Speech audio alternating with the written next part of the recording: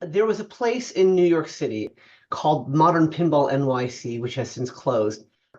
It was one of those pay one price, play all the games on free play. And that was kind of my dipping my toe into the waters of pinball.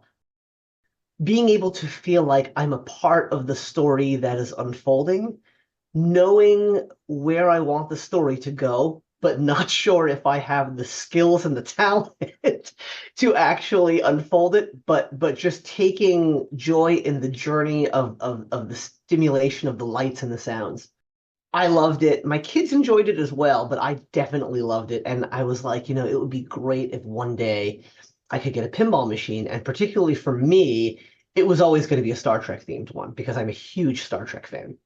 The carnivorous plant business, while originally I had started it to pay for the carnivorous plant hobby, by the time I got my Star Trek pin, the carnivorous plant business was exclusively paying for the pinball hobby, funneling the funds directly into my pinball hobby, much to the chagrin of my wife.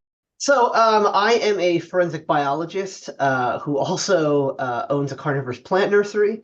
And so for about 15 or 16 years now, I've been in both fields, both growing and raising carnivorous plants and doing educational programs with a side business.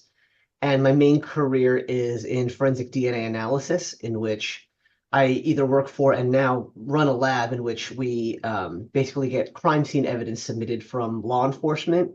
We take samples from the crime scene evidence to try to find biological material, develop DNA profiles from the samples that we get from crime scene evidence, and try to match those profiles to either the victim so that we know that what we've developed is just them, or determine whether the profile is from an unknown individual, which is potentially the perpetrator of a crime, and then try to find out who that profile belongs to. If you go into my office, I love being able to be in a place of work where I'm reminded of the things that make me happiest, especially when the things that we deal with in our course of work can be very, very sad.